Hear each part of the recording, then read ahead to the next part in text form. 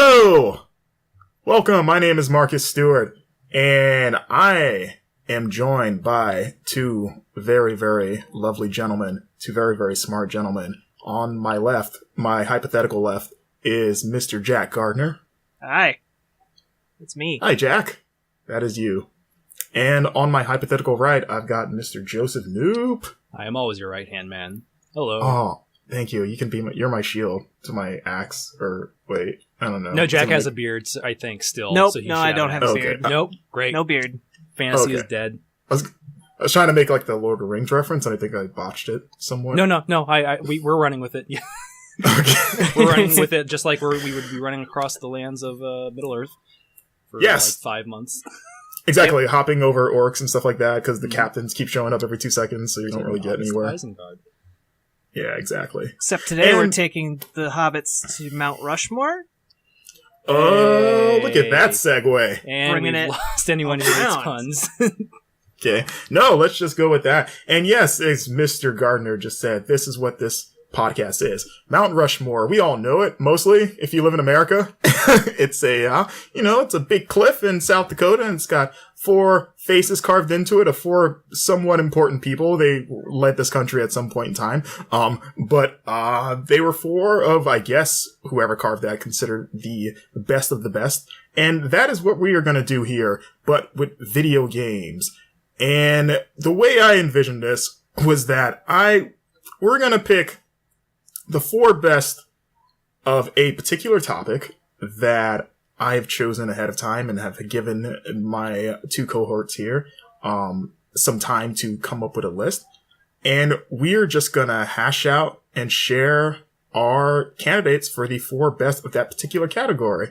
And a category could range from like the 4 best of a genre, like 4 best RPGs or shooter. It could be a developer. It could be something as stupid as the 4 best times that a helicopter crashed tragically in a video game when you thought it wasn't going to crash, but because helicopters always crash in games, that's what happens. Just stuff like that.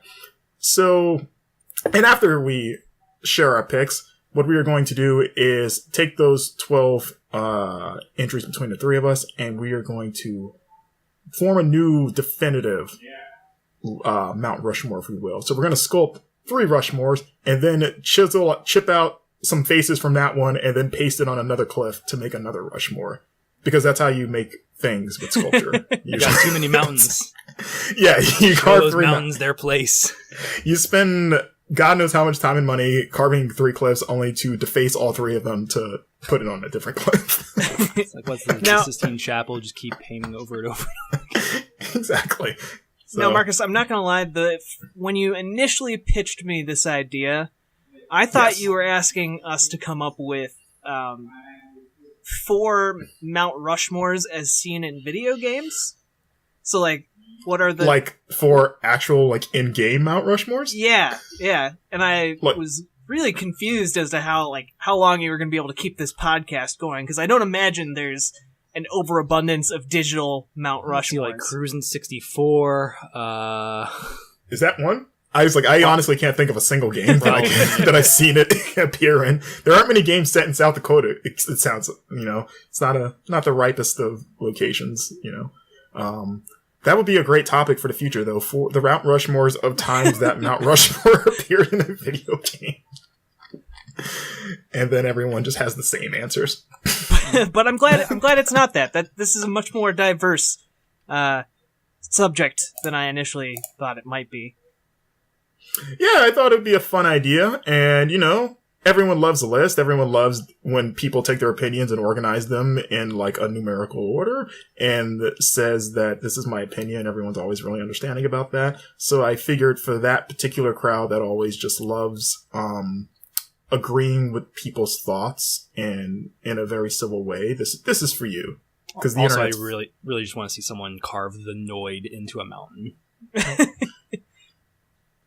I'm sure, yeah. Yes. Pizza Hut could probably, you might want to talk to them about that. They got that money. They got that stuffed crust money. That stuffed crust money. Stuffed earth crust.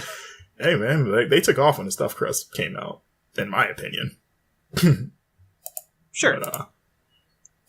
best thing they've ever done. All right, well, let's just hop right into this. So, all right, the first category that we have here are indie games. What are the Mount Rushmores of indie games? Independent titles made by an independent developer, a small team. The indie scene's been around for, I mean, the indie scene as we know it, at least, pretty much started in the last generation around like 06, 07. So it's been about a decade.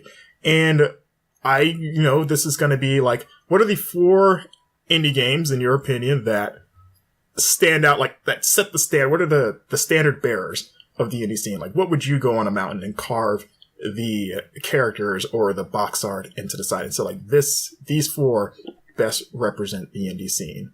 So the way we're going to answer these is that we're just going to each take a turn and share one entry and then kind of rotate and until we've all said our own.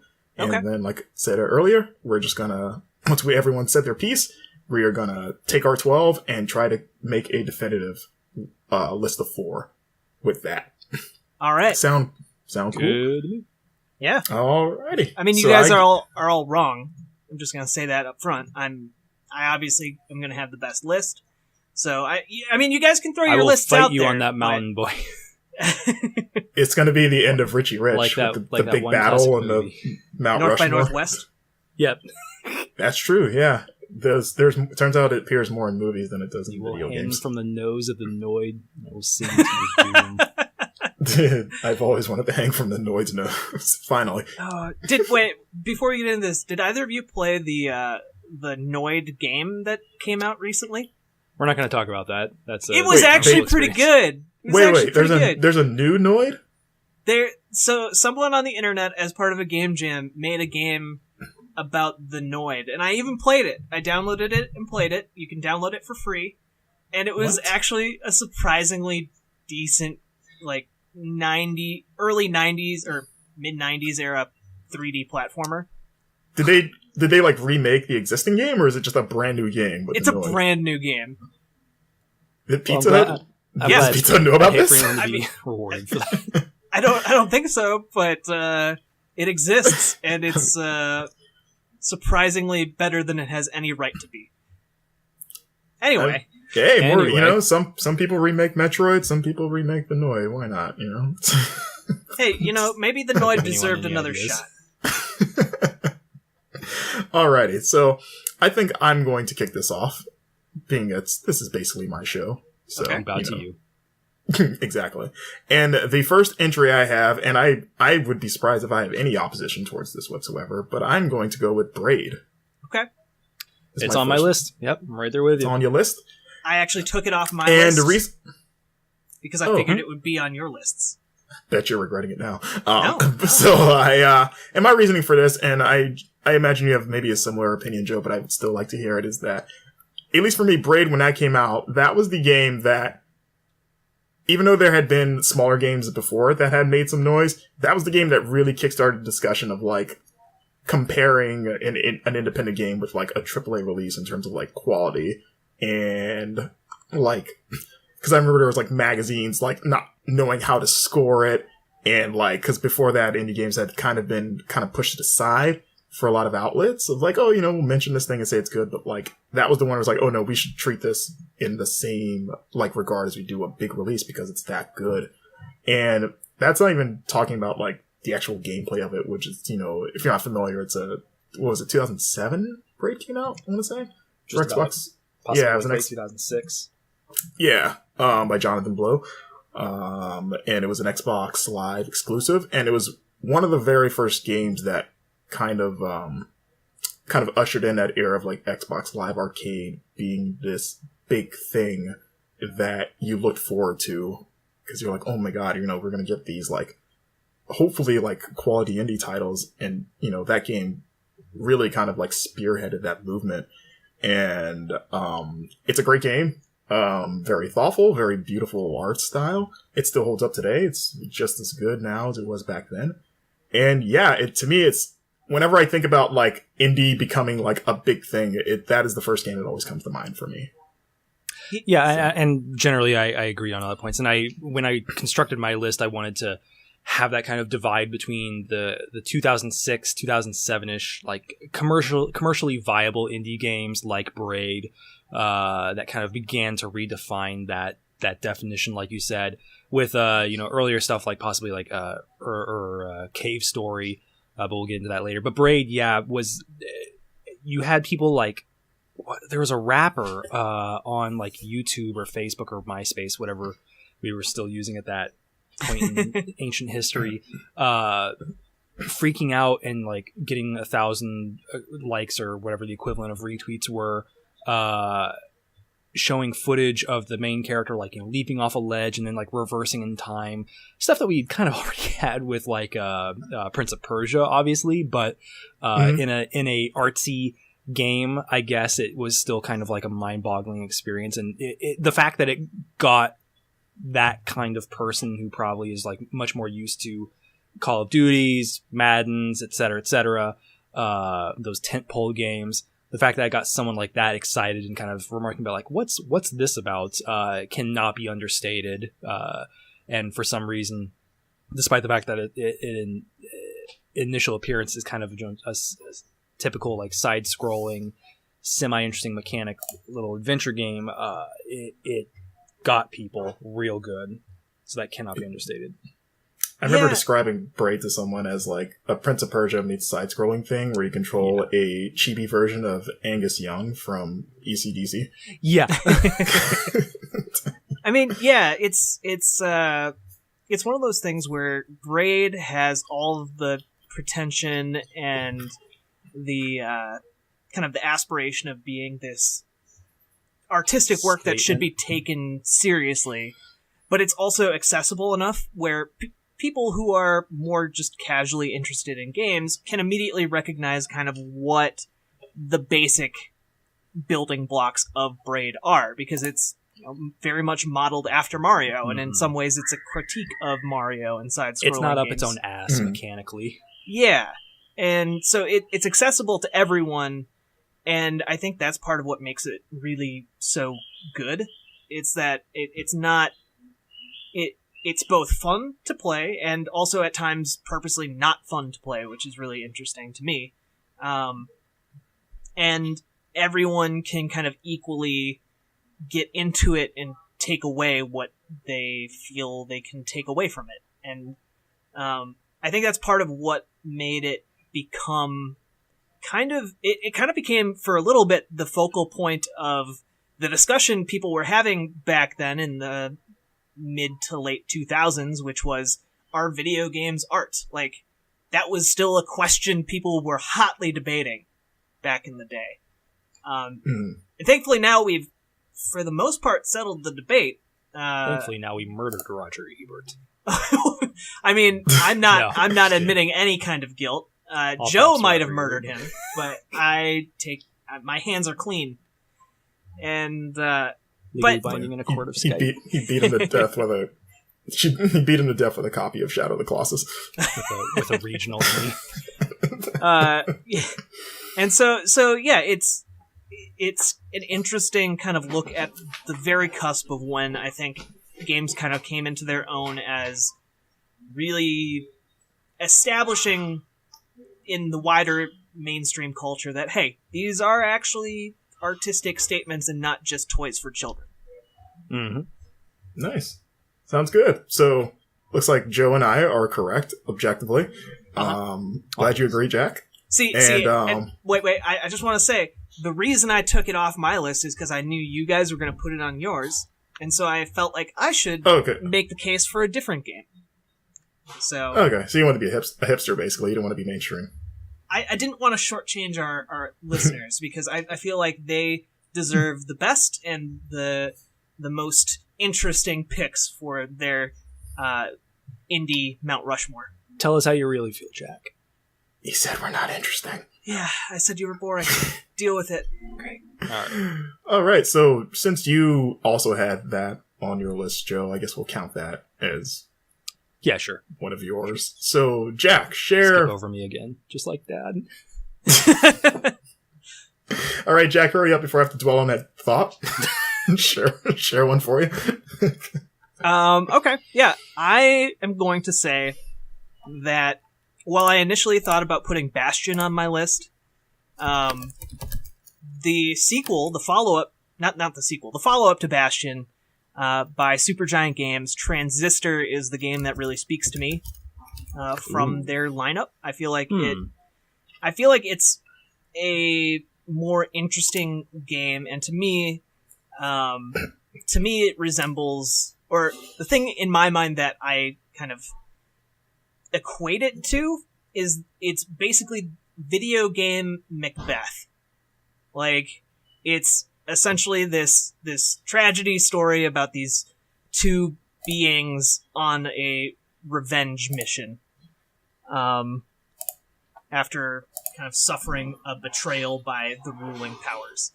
And it's this kind of classic, just straight tale of revenge that's bathed in all these different themes that are just kind of interesting in their own right. And I feel like the construction of the game itself is amazingly solid. You unlock more of the story by using different abilities and kind of combining things in unique ways. And it's just one of the most gorgeous games. Like, go back and replay that. It's amazing. So I'm curious to like hear a little more justification for that, because I think historically people have given a lot more recognition to Bastion for like having a bigger like cultural or artistic impact. People speak much more fondly of that than they do Transistor, although Transistor got, you know, perfectly fine reviews and reception. So is there any particular reason why, like, compared to their previous game, it stands out like as, no, this is the one that we put on a mountain? See, so to me, I think that Bastion kind of came out at more of an opportune time for what it was, and I think that a lot of people played it at a very formative time in their gaming development, and so it stands out a lot in a lot of people's memories.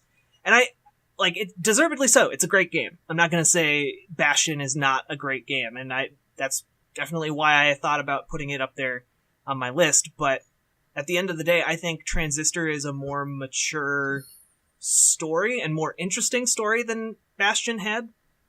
I'm happy you brought up Transistor, because that is actually a personal favorite of mine from this generation. I love Bastion, and like you were saying before, Joe, about like Transistor kind of seemingly people being kind of down on it compared to Bastion. And at the and I've always felt that too, and I've always had to go to bat for that game because I adore Transistor. Like I agree with Jack. Like like art wise, it's beautiful. The soundtrack is one of my favorites. Like, it's actually one of my regular OSTs that I listen to. I think the gameplay, I can understand some of the criticism about like how, like, for the storytelling at least, like how kind of like cryptic that storytelling is, but it's one of those games where like it intentionally starts vague, and by the end of it, everything becomes clear, so that when you start a new game, which that game encourages to play again, everything makes sense that second time, because now you know why it starts the way it does. But the thing that I love about that game is the gameplay, like that kind of like turn-based, like that kind of like turn-based strategy, but like the way the weapons work, where you like, if you remember, like all the weapons had like stories attached to them for all the other characters. So like it would kind of reward you, like, oh, if you use this ability enough, you'll unlock another like more info about the world. And I love that, because it's like, okay, like I'm liking the story, but this is kind of like giving me incentive to like fill in the pieces more. And a lot of the stories that you unlocked were, at least to me, really interesting and encouraged experimentation in a fun way, because you could combine like multiple abilities to make like a new thing. And the system worked so well to me, where like I unlocked every story in that game just mixing and matching, just because I wanted to know every little bit about that world, because the world was so interesting. It was cool because I got to mess around with some powers that I might not have otherwise been compelled to do because of that. And it also helped that the powers that you got were also like really cool and a lot of fun to play. So like I became like semi-obsessed with the actual mechanics of playing that game for a while. And also to kind of piggyback off of what we said about what we were saying about Braid, or at least what I was saying about Braid, where it's very accessible.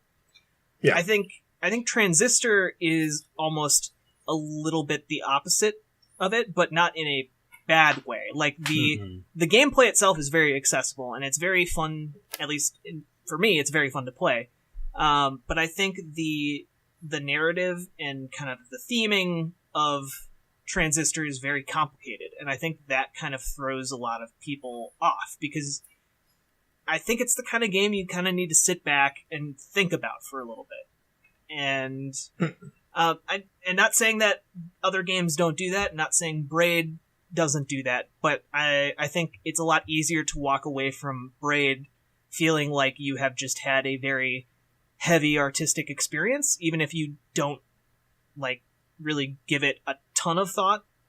Whereas I feel like with Transistor, you can kind of walk away scratching like, I'm not really sure what that was all about. That was a weird thing, but it was cool, but I don't know. And maybe that's me being an elitist snob. That's fine. It's your pick. I mean, we're building a mountain here. Some level of snobbery is required. That's right. Like I said, the real battle will be when we're trying to narrow this down. So, I'd say let's save those debates for the big four, and then we'll just like run through our things. So, Joe, how about you go next since you haven't had a chance to talk? So my quote unquote third pick will be a little out of the ballpark, but for right now, I'm gonna suggest kind of one that maybe we have all seen coming. Super Meat Boy released around the exact same time, maybe a year post Braid. Actually, 3 years. 3 years? 2010. I know. Yeesh. This one, to me, spoke in a way of like, you watch those seminal films like Indie Game, the movie, and you see kind of the struggles that the two main developers go through just getting it onto the Xbox storefront and like watching it, do or die by the traffic that they like give it for 5 seconds before something else shoves it off the front page. To me, Super Meat Boy has kind of kickstarted that trend of games that almost feel like Flash games. We have stuff like Super Rude Bear, that these are the kinds of games that like feel like I could have been playing them in 2005-ish on like my middle school computer while the teacher isn't looking, Yeah. And those like, insanely difficult to beat, some semi-unique art style and just kind of that blocky architectural gameplay, that speed run style.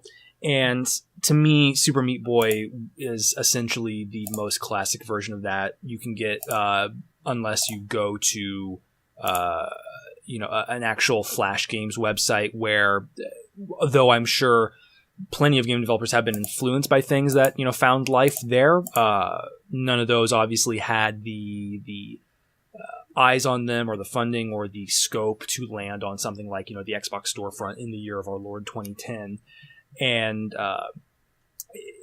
it's the fact that like it is now kind of they have merchandise for this. They have a kind of fan base built around these kinds of games, especially like speed runners, like AGDQ, stuff like that. They've helped reinvigorate a side of that industry that maybe wasn't quite as strong before, and I think that is another thing that really needs to be highlighted. Yeah, nice. I agree. Okay. Actually, my Super Meat Boy was on my list as well, and the only thing I will add to what Joe said is that I think that game is important for. I don't know if I want to give it full credit, but it definitely played a big role in kind of launching the popularity around really hard games again. Yeah. Because that was a year before Dark Souls came out, and Demon Souls had been out the previous year, but Demon Souls kind of like started the kind of like a little bit of a groundswell around it. And then Meat Boy was one of the big ones I remember where everyone kept talking like, this game is super hard, but like in a positive way. Like I don't even remember all those YouTube videos of people playing it and just freaking out of like, this is so hard. We're not like, cause that wasn't popular around, like, it hadn't become a thing yet to where like people weren't used to that kind of challenge anymore. Like that old school challenge in like in a modern era And you could see it like immediately too, right? Where like something like Demon Souls, you kind of have to watch it for a minute, and then 5 minutes later, someone's just demolished by a boss or whatever. But with Super Meat Boy, within 15 seconds and like 30 deaths, you immediately get the idea that like this is a difficult game. It's cartoony, but it takes a level of skill that not quite everyone has. Yeah. That instant respawn also, I think, was a brilliant thing, because like I don't think anyone could have tolerated the game as much if you did not respawn immediately afterward, because it takes that sting of deaths away so quickly, because you know as soon as you die you just want to get back in there. So like you're like okay, I'm already trying again. So yeah, I mean that's one of the things that I think makes both like Demon Souls, Dark Souls, and Super Meat Boy unique from kind of the old school stable of games, is that they were designed around the concept of you dying a lot, and designed with that in mind, and as opposed to treating it like a feature, because back in the day it was a feature for you to start from the very beginning of the game again, and that's how you got a ton of gameplay out of something. They changed the way video games think about death, and I think that's very interesting. And you see that spawning in so many games after that, like even something as current as Hideo Kojima's Death Stranding. He's talking about like, in this game, death is not the end. Like, if you die, you'll be transported somewhere else, and like you'll have to do it a different way. And you saw that with games like like the first Prey. You didn't like immediately lose if you died. I'm sure there's other examples that. That's right. You entered like the spirit realm or something. Yeah, you have to shoot arrows at like ghost fish. The cultural sensitivity realm. Yep. Okay. Who's next? You are, Jack. Oh, all right. I'm going to go with and this is me being a little bit selfish and going with my personal pick rather than what I think maybe most people would nominate. Hey, that's fine. And I'm going to go with the Stanley Parable. Ooh, that's good. I was trying to decide between Question, what do you carve into the mountain for the Stanley Parable? Probably just the word Stanley. I would just say like doors. to fit the spirit of that game, you just carve a sentence that says "Don't carve here." Yeah. I mean, it feels like a video game Mount Rushmore would be something you would find in the Stanley Parable anyway. But I think that game is so fascinating, just for what it says about game design and what games are capable of doing, even if you like strip everything away. Because the actual gameplay itself is not that complicated. You're just walking around and choosing doors and deciding whether or not you're going to listen to the narrator. Like it's made up of some pretty binary choices, or at least it seems like that.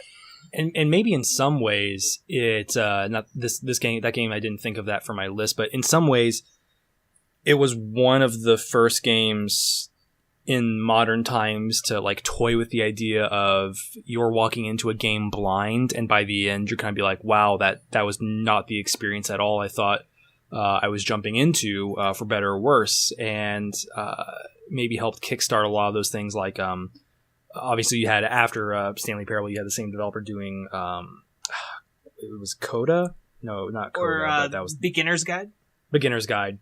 And I'm trying to think of like other games that maybe like pulled a rug under you, indie or otherwise. Yeah. Does that make sense? Of like, that was the first game. Like, it was the first game that I can remember where, because there have been games that have toyed with gamer expectations, like the Metal Gear series is one that has done that before, especially like the ending of Metal Gear 2 where things kind of get wonky. Mm-hmm. But that was the first game I can think of where like the entire game is that. Like it is just taking what you have been preconditioned to for years of like what to expect from a video game and just flipping it on its head. In really, really fun and fascinating ways. Well, and I think it's interesting in what it has to say about how games are made. Like, how you approach things as both a developer and a player, and how like a developer is trying to account for all these different variables, and they can't really, because the player's always going to be trying to break the game from what they're supposed to. It's like opening a store exclusively like full of china and just like your clientele is all bulls. Yeah, exactly. And I like that the game plays with that idea because, the narrator is kind of a stand-in for what the developer, quote unquote, wants you to do. But then the developer also has to plan for all the contingencies of what you may or may not do. And so you have 36 different endings for the Stanley Parable, depending on what the player does. Yeah. Only half as many as Shadow the Hedgehog. That's the game on your list, isn't it? We'll get to that.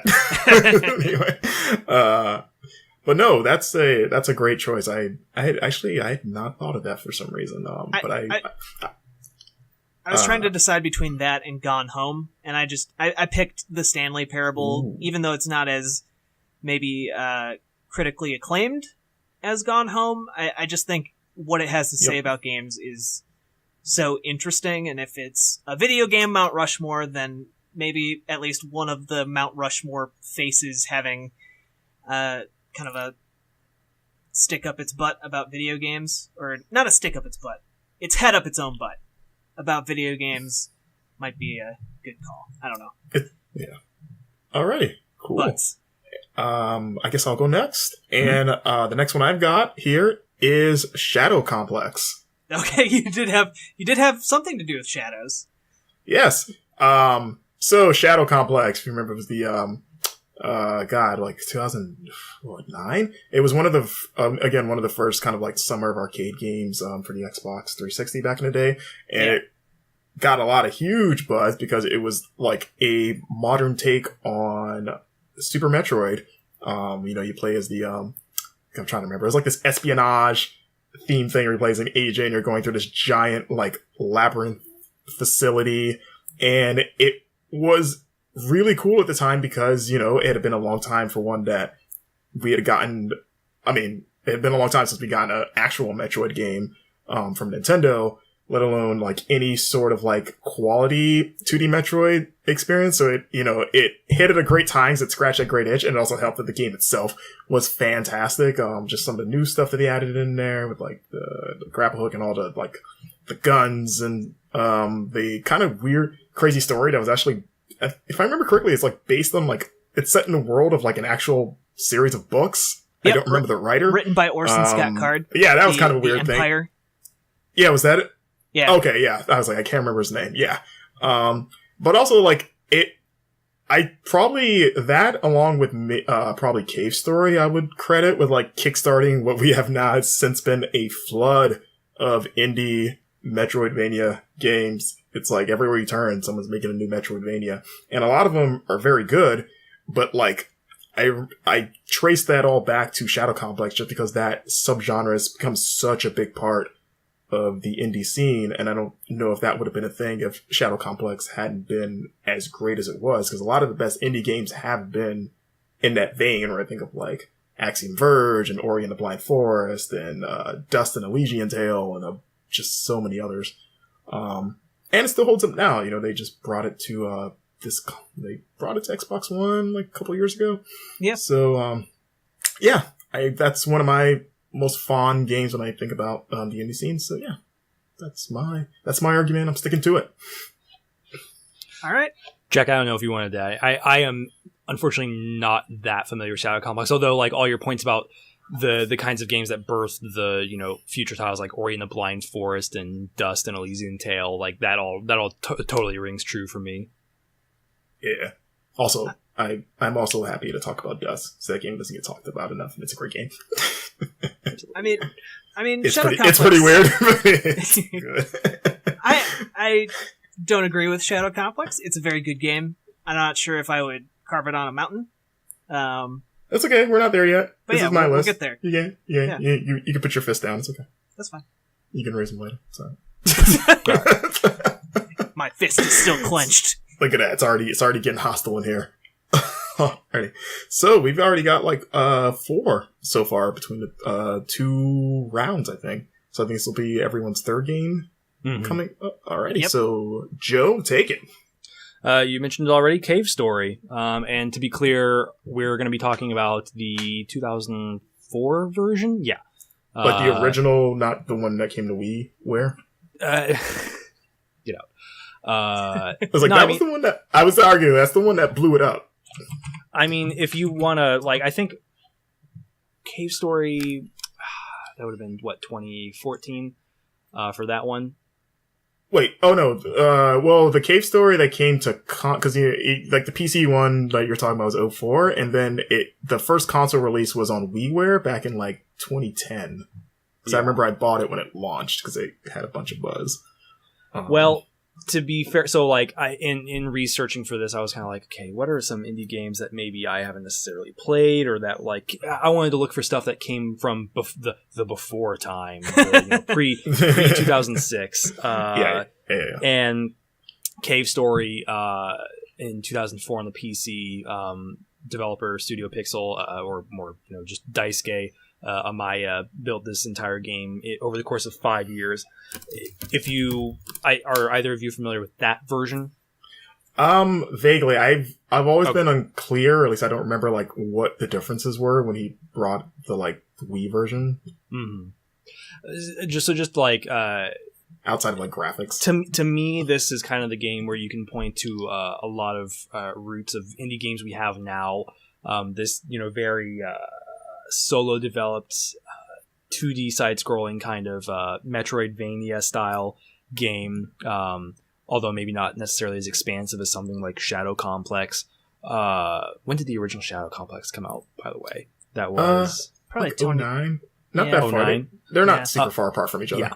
So and even on an artistic level, you can see clear inspirations for stuff like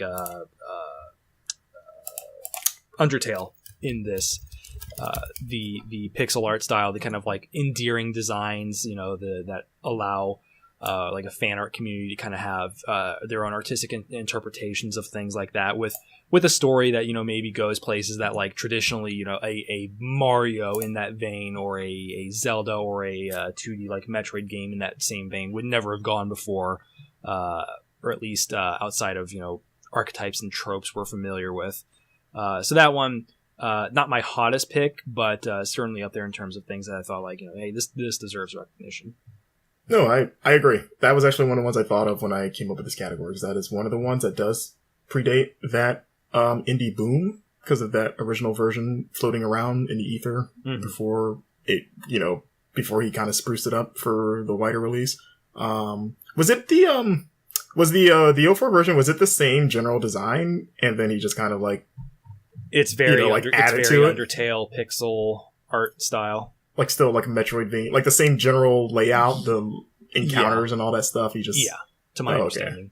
Okay, that's what I was like. I assumed it was that, and when the WiiWare version came out. Also, that game's also notable for being, at least to my estimation, the first standout game for WiiWare as a platform. Because prior to that, it was either XBLA kind of owned the indie scene, and PSN was still trying to catch up to it, but like that was the one stand up like this is the first indie game that's only on the Wii that you absolutely should play. Yeah. So that's me. Alrighty. So that was your third, and I've done my third. So Jack, what's your third?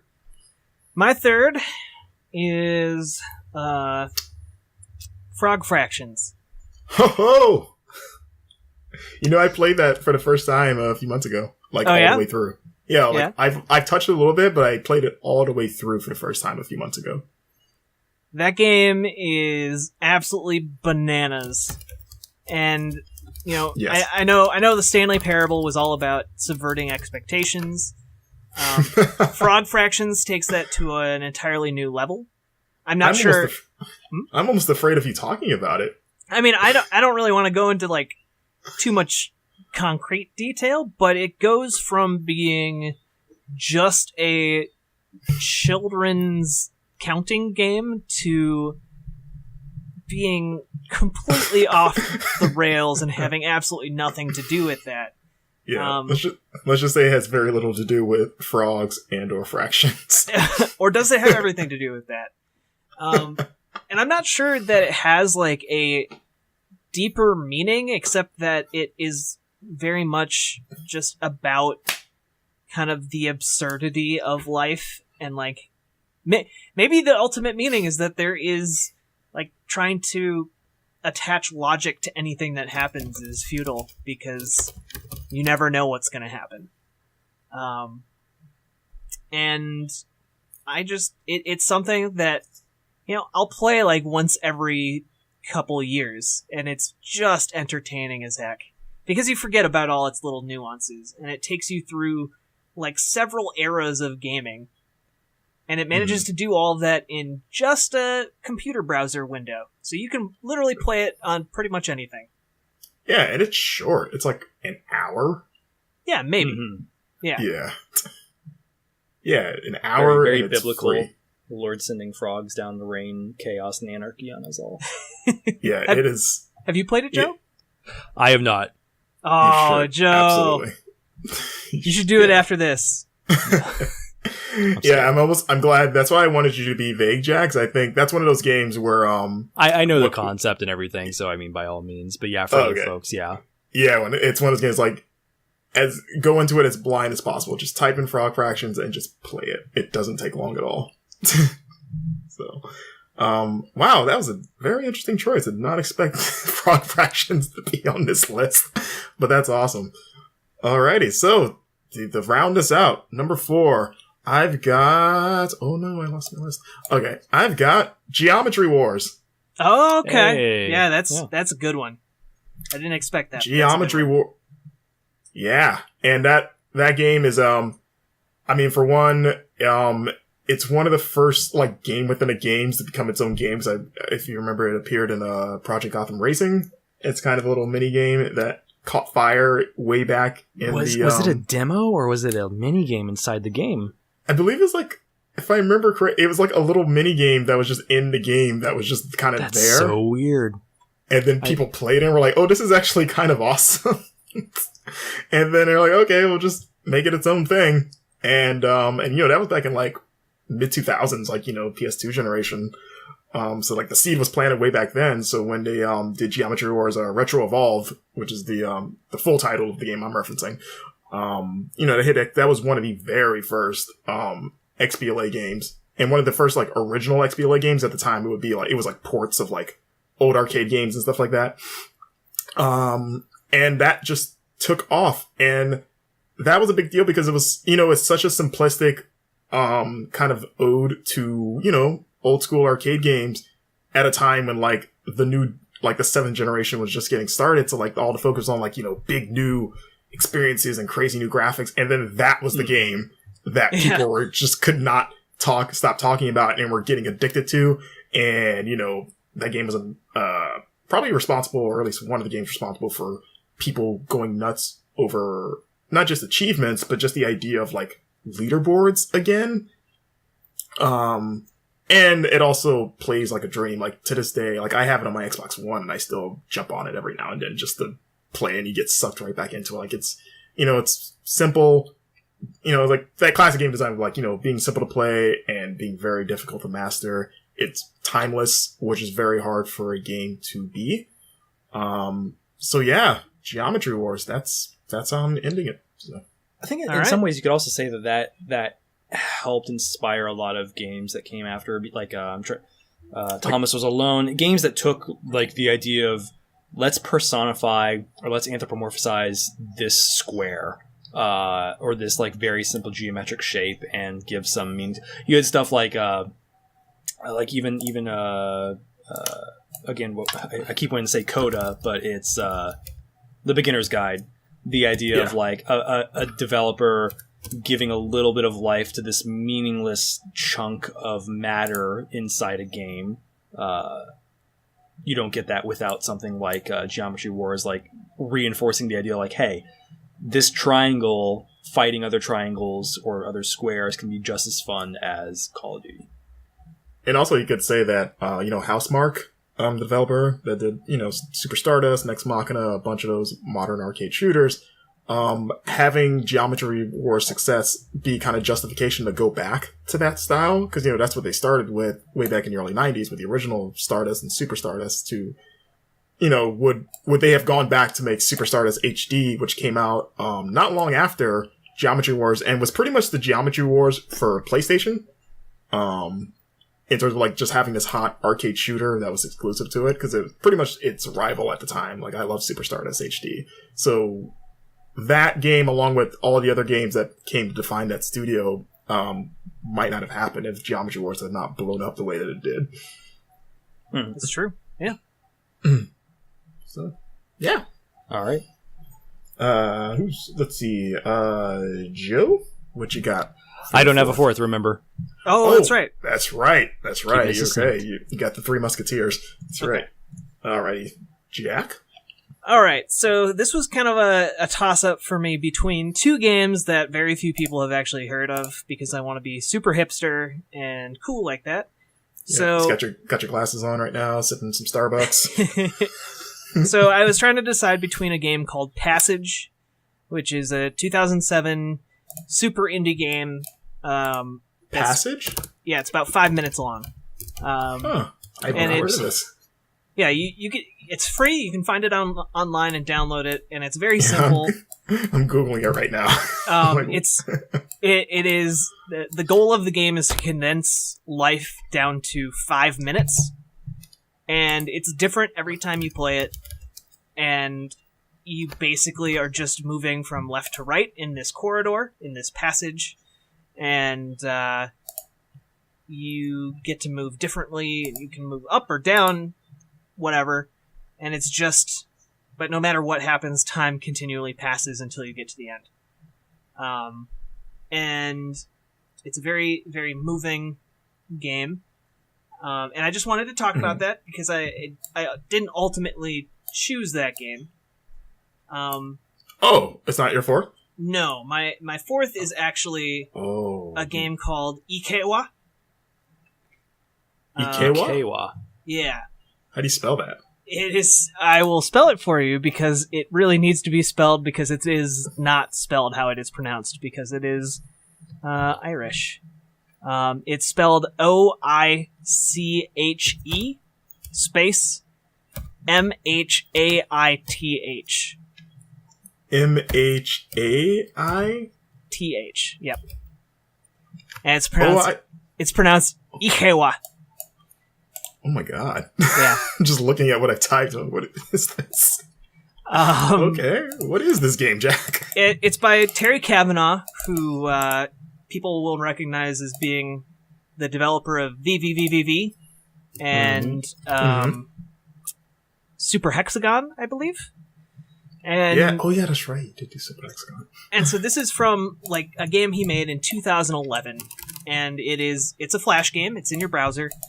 And I think it was also released on the Ouya, but the general premise of it is that you play as a girl who is living in a household, an abusive household. Like, her mother's abusive, her father's abusive. It's clearly very unhealthy. And then, yeah.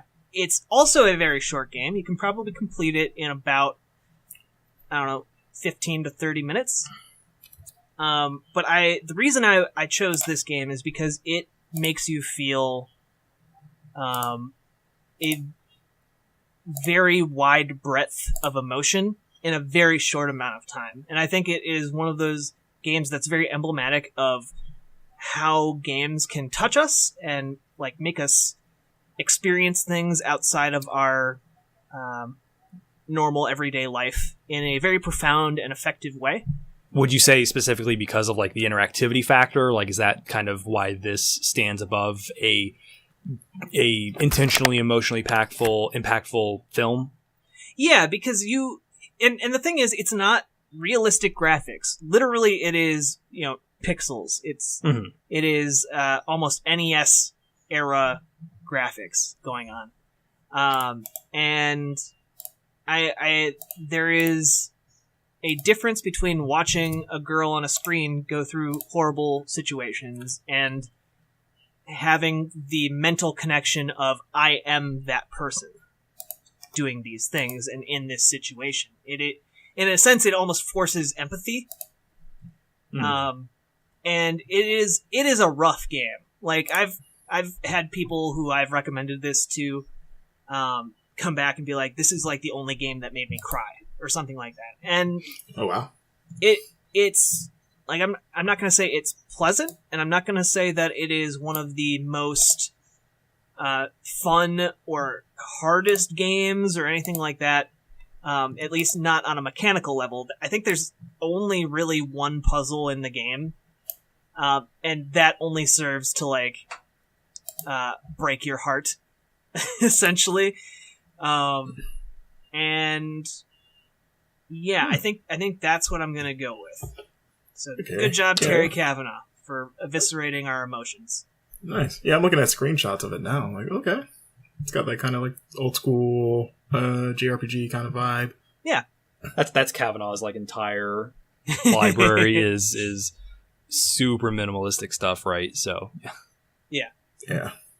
Alrighty, so we've got, let's see, between the four of us, we've got 1, 2, 3, 4, 5, 6. Wait, 1, 2, 3, 5, 6, 7, 8. All right, so I'm just gonna read them down again. This is what we're gonna be fighting over. We've got Braid, Transistor, Yep, Super Meat Boy, yep, The Stanley Parable, yep, Cave Story, okay, Frog Fractions, Shadow Complex, and oh god, how do you pronounce that game again? Ikewa. Ikewa. Yeah, or Ikewa. It's like a sound. I'm like trying to say like Uchi Mahaith. I was absolutely shocked when I put that, like, because I was trying to figure out how to pronounce it on my podcast, The Best Games Period. Shout out. And cheap plug. I like put it into like a translator to like hear what it would sound like, and they're like, "Oh, it sounds like this." Ikewa. I was like, "What?" Ikewa. So if we do a Mount Rushmore of games that you cannot pronounce the title to, that'll be on there for sure. Okay. Alrighty. So let's start making our new Rushmore. So I'm gonna go down each one, and if there's one that we are all unanimous on, it'll just go on it. And then if there's one that one of us are iffy on, we'll hash it out. So, Braid. I say yes. Yeah. I say yes. Yeah. Okay. I think that one kind of makes all the case for itself, that it's still to this day a referential like proto indie game or the seminal indie game. Alrighty. Jack, cool? Yeah, I vote yes on that. Alrighty, Braid, look at that. Look at that, unanimous. Alrighty. Transistor. I'm going to vote yes on that, because that's my pick. Marcus, I'll Joe? let you.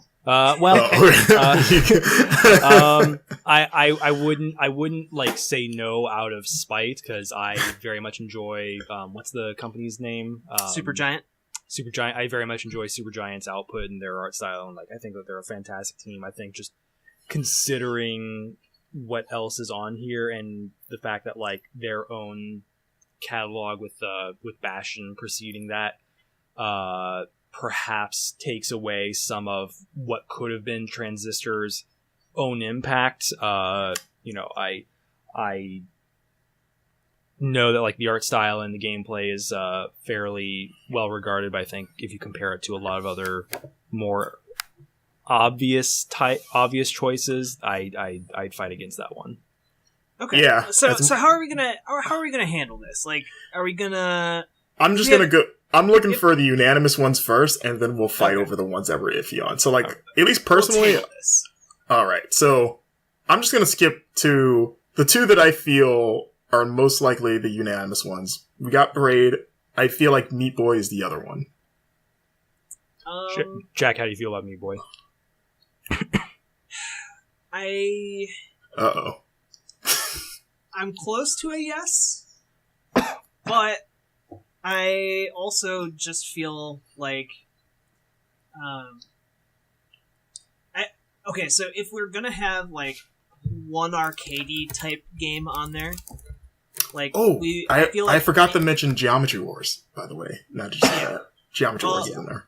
Well, that's kind of what I was getting at. Like, if we're gonna have like a representation of like one arcade-ish type game, Geometry Wars was before Meat Boy, right? Yeah. Yeah. By like a country mile, probably. Yeah. Yeah. Yeah. Okay. I actually forgot to write that down, but that would be the other, for me, like, sure bet. Okay, yeah, I see. To me, it's like either Geometry Wars gets in or Super Meat Boy gets in. I wouldn't put both of them in. I would put Geometry Wars before Meat Boy.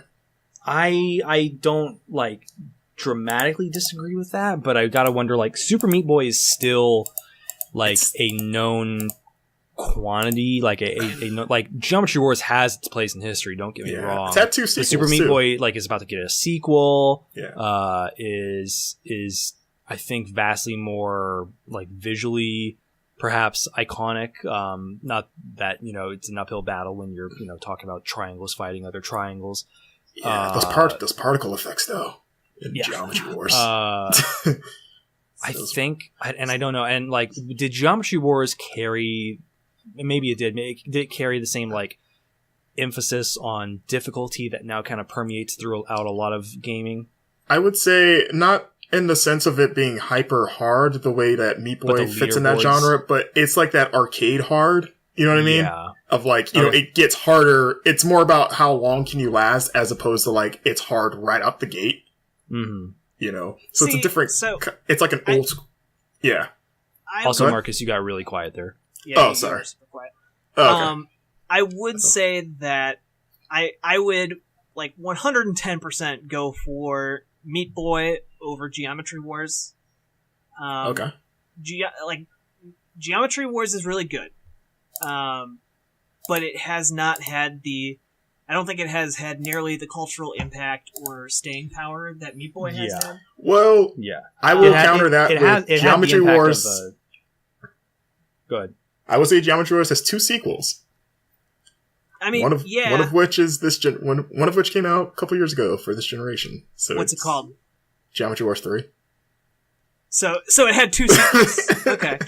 Yeah, there was 2 last generation and 1 this generation. Okay. I think that while at the time Geometry Wars was huge, I don't think it has the staying power to be that. Yeah.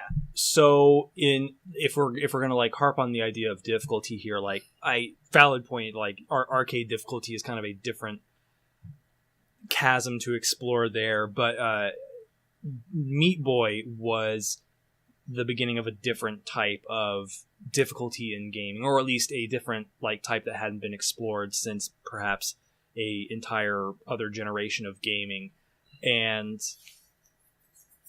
I think more people are familiar with the idea of like an arcade difficulty kind of game of like, I've got 3 lives and I'm gonna blow through a roll of quarters on this. But Meat Boy, by nature of being like this insanely hard but like instantly repeatable kind of game, it demanded something different, and it caused a conversation to kind of develop around the nature of difficulty. And then you had people who gravitated towards that kind of game probably also gravitated towards your Demons and Dark Souls, and that I just don't. We're still talking about like Dark Souls, and we're still talking about like Meat Boy in a smaller sense, and we're still talking about like there's conversations happening around every day about what is the quote unquote correct way to approach difficulty in games. Is it wrong for games to purposefully make themselves less or more difficult, etc., etc.?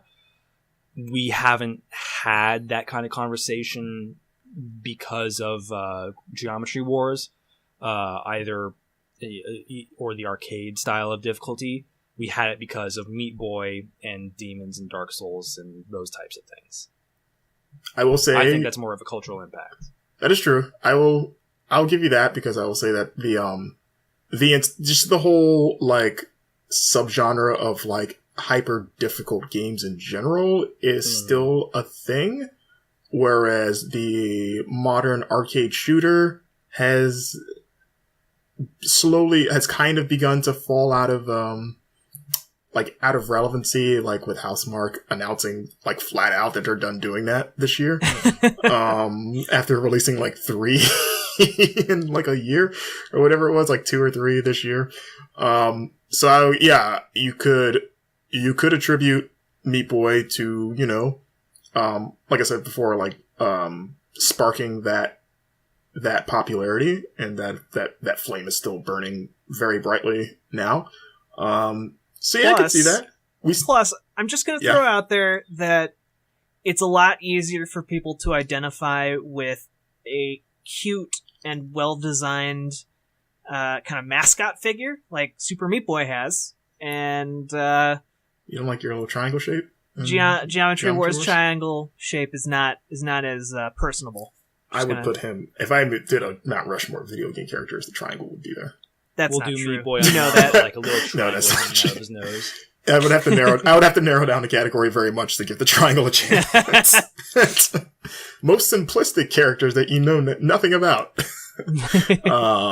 Okay, so are we all arguing for Meat Boy to get on this list, or are we just putting it over Geometry Wars? I think. You guys, I was like, hey, we can only have one arcade-ish game. Even though they're very different, a platformer versus a top-down shooter, arcade shooter, they both play very elegantly. I definitely want one of them on. Depending on how we feel about the other ones, they could both conceivably make it. But I guess if I'm not gonna win with Geometry Wars, Meat Boy seems to be the one that's most likely to get on the list at all. Yeah. So I will cast my vote with Meat Boy. Okay. Hooray! Okay, so that's 2. So here we go. What's left on the list here? We got Stanley Parable. Yep. We've got Cave Story. We've got Frog Fractions. We've got Shadow Complex, and we've got that one game. Ikewa. That Uchi. Yeah, that. Anyone have any strong arguments for any of the games I've just listed that are remaining? Well, and Transistor was still there too. We just tabled it. We tabled it. We put it to the side. We didn't. No one said outright no. It's kind of a dark horse. Okay. Question. Yes. So for Ikewa, would it be valid for my argument to be that you should we should pause the podcast and you both go play it and then come back? Huh? It's pretty short. Define short. Like 15, 20 minutes? I'm going to bed. It's like, I don't want to stop the podcast. No. I was going to say, you're kind of on a hill by yourself with that one, because I don't deny it's a good game. You're also the only one that's played it. So, you're kind of on a one-man island there. Yep.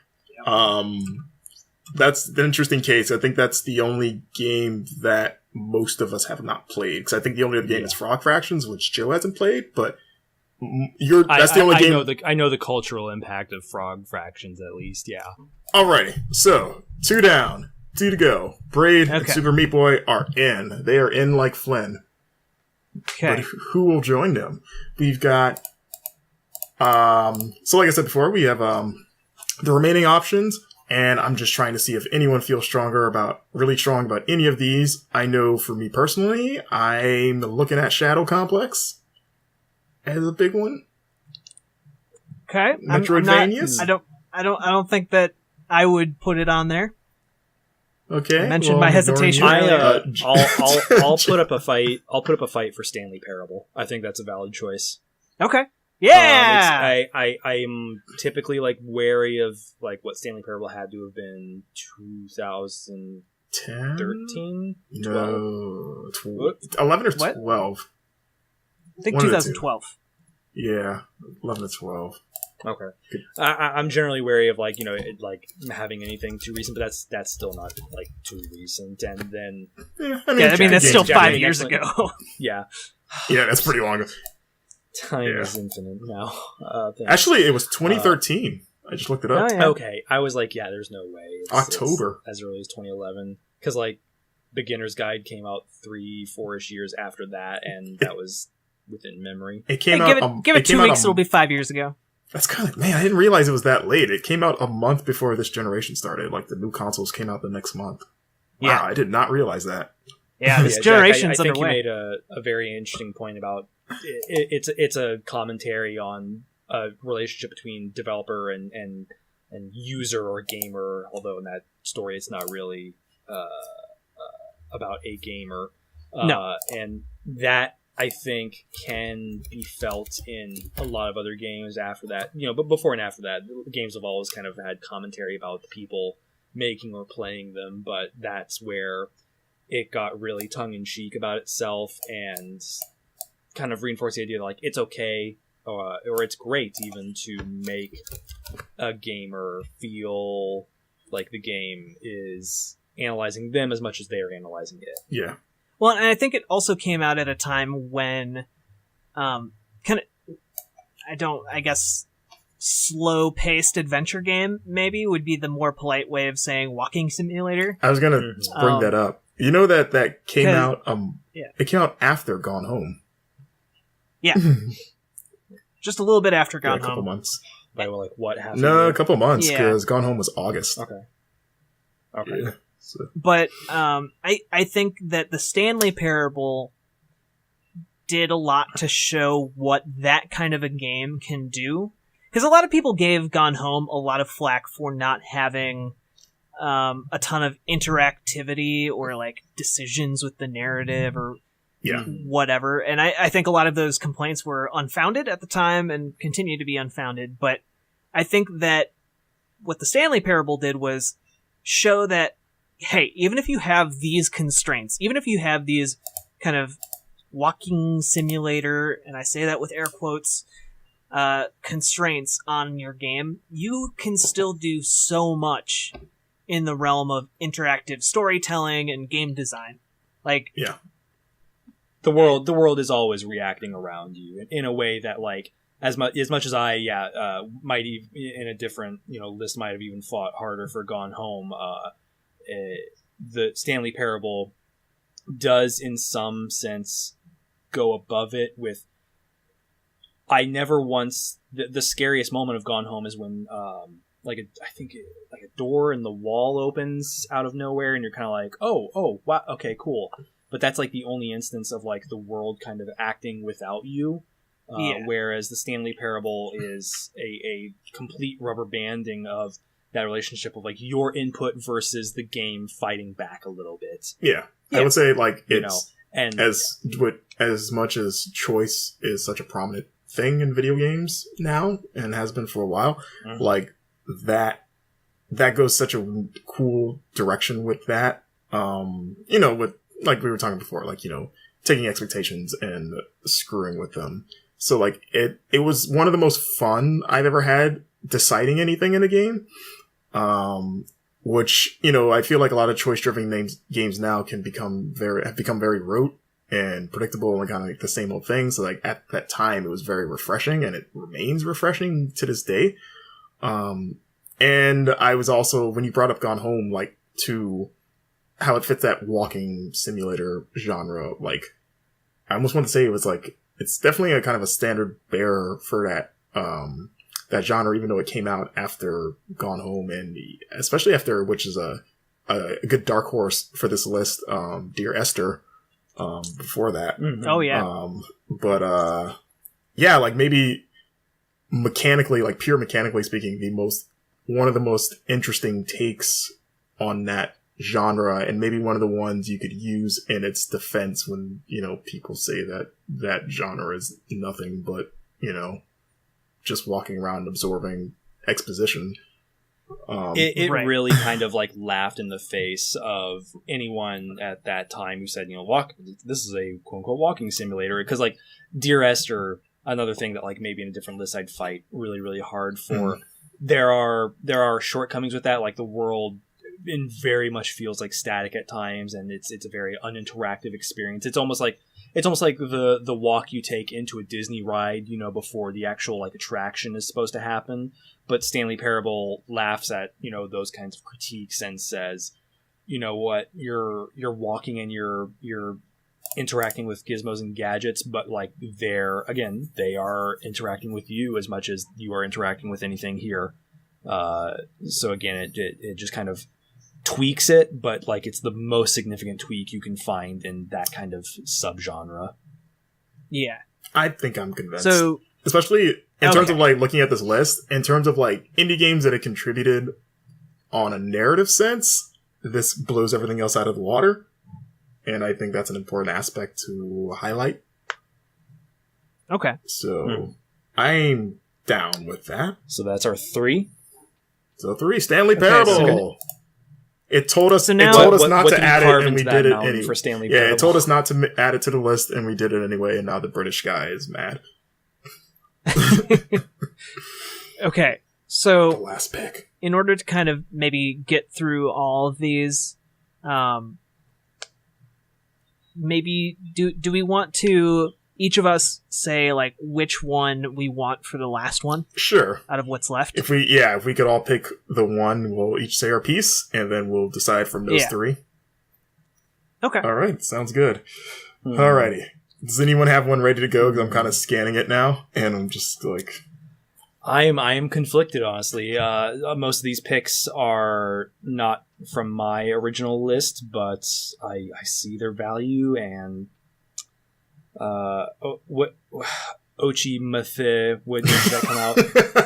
That came out 2011. Yeah, when did Orochimaru?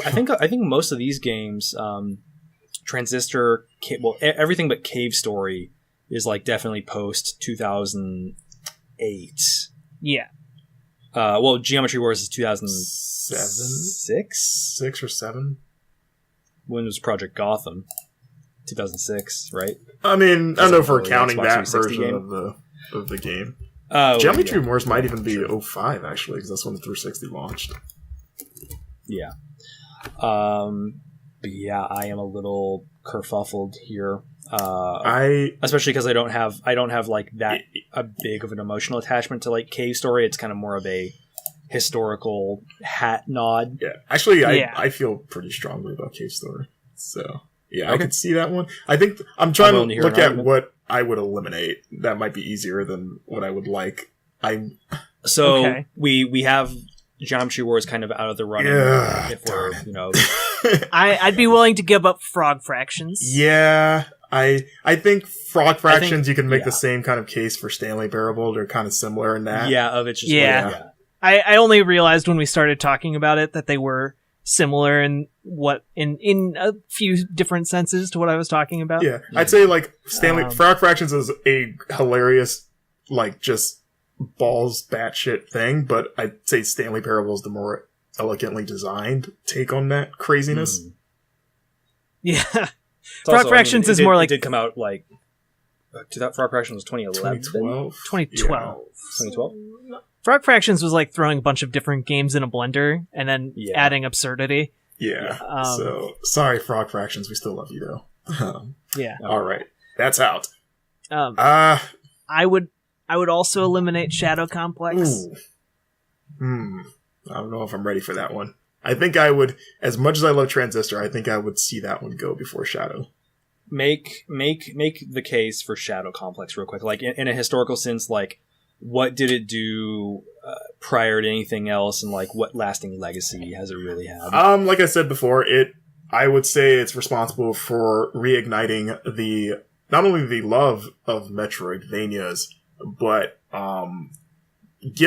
pretty much doing what Nintendo was not doing at that time, was giving people that experience, and not only like people that were fans of Metroid, but maybe like a new generation that did not grow up with those games. Because prior to that, the last 2D Metroid was Zero Mission on GBA back in the mid-2000s. So if you didn't have a GBA, and also Fusion not long before that, so like those two were the last ones on GBA. So if you didn't have a GBA, then you weren't playing those games. And granted, there were the Castlevania games on DS that were doing good, but in terms of like this, like with the 360 being so popular and being this downloadable thing, and being a new IP as well, it caught fire in such a way. Like I just remember hearing at the time, like Metroidvanias are back, and like, this is scratching all those itches, but like it has all this new stuff, and like just looking at the glut of those kind of games that not only came out but continue to come out to this day. Like you can't turn a corner without hearing like, yeah, we're doing a Metroidvania kind of, thing. I think that game, deserves a lot of credit for that. That's such a big part of the indie scene now, is those kind of games. So that's a 2009, the original Shadow? Yeah. Is there? I'm trying to think of like, because, and you're absolutely right. Like, yeah, you hear so many developers and companies saying like, this is a Metroidvania-esque experience. We're tapping into that kind of nostalgia or that like style. This did that before that became cool. I have no idea. So I mean, school me if I'm wrong. Was there nothing prior to 2009 that like similarly tapped in? That wasn't like that wasn't an established franchise. Cave Story. I mean, besides Cave Story, like it was pretty much the established ones, like Metroid, which hadn't done one in a long time at that, and then the Castlevania games Castlevania was pretty much the only series that was still going, like at that point with those. So then if as Jack points out, like Cave Story is a Metroidvania experience, and the original, to our understanding, as we see it, is 2004, like this PC version, before like a remake was done. Do we give it to that based on a historical perspective, or do we give it to Shadow based on like, I guess maybe you guys tell me what has bigger brand notoriety? I mean, I disagree with the assertion that the Metroidvania style of game was ever in decline. Really? Like, I feel like that's been a pretty consistently big type of game that through the era, from like the SNES era to the I guess the more modern stuff like PlayStation 2, GameCube. I'm kind of skipping over that early 3D era. I think handhelds were kind of where that type of game thrived, and then they made the leap back when it got to kind of the GameCube era, and people were out of the experimentation with 3D phase, where everything had to be 3D. I don't think that Metroidvanias were ever out of style necessarily. I'm throwing that out there. Maybe I could be wrong. Yeah, I disagree. I was gonna say, like, I think you might be wrong, because I do remember, even as a child, like there seemed to be a gap there, right? Like in the PS2 Xbox era, like if it wasn't Castlevania or Metroid, like what else was doing that style? Even Castlevania went 3D for prior to whatever they tried a couple times in the PS2 era. Like they had two, like they had the one Lament of Innocence for PS2, which was more of like an action game, and then they didn't do a 3D one until the Wii fighting game Judgment, which was, that was its own thing.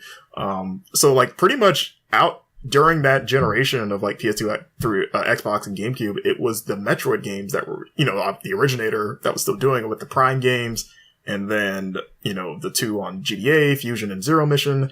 But like, I really can't think of any other notable game that was like blatantly doing that style the way you see it all the time now. Like, it really was Metroid, because since Metroid was still going at that point, I don't think anyone was daring to do it, when the master was still doing it.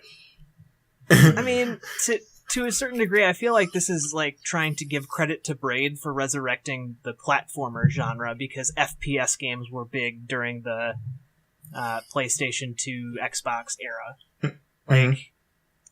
And maybe again, I'm fully willing to admit that maybe this is just my gut reaction and I'm wrong, but I don't know that I don't know that I would definitely not give it to Shadow Complex for resurrecting the genre when you have Cave Story doing it, and Cave Story getting released like 50 times. Yeah. Well, I will say the thing that might trump Shadow over Cave Story in that regard is that, yes, Cave Story came out on like PC as like a freeware little thing in like '04, but it was a very little known thing at the time. It didn't become the thing that it became until it hit the Wii, and that's when it blew up and like, oh crap, like a lot of people, myself included, didn't even know that game existed until like prior to the Wii's release.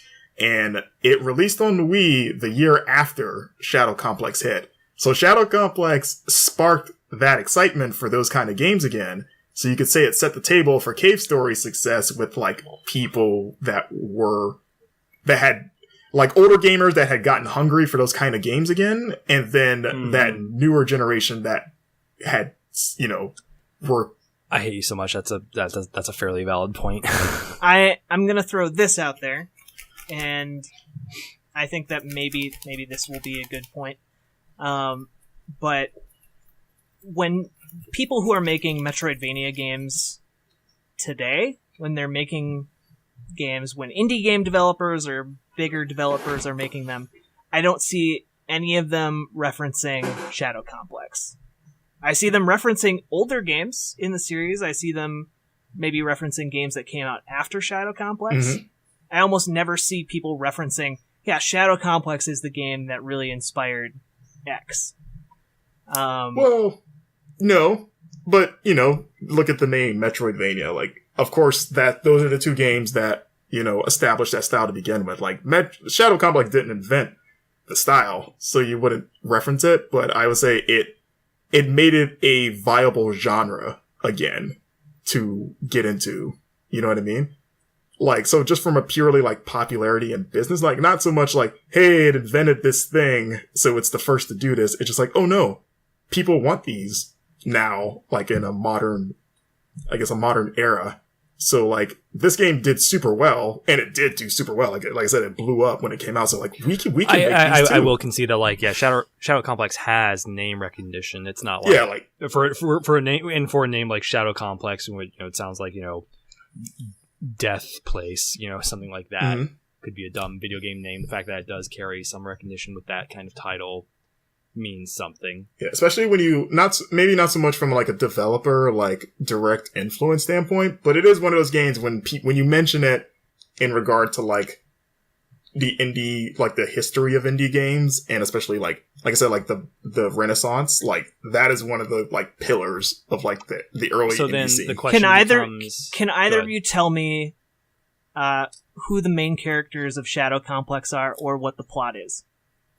I don't know his name because one, it's been a really long time since I played it, but I know his girlfriend gets kidnapped or something like that, and he goes into like a base in like the wilderness, and he goes in there and it's underground. He shoots a bunch of dudes and gets a bunch of cool spy weapons and upgrades, and then I remember the end where him and his girlfriend get in a car and they drive away and there's like an explosion or something like that, and I think his girl was like a spy too or something like that.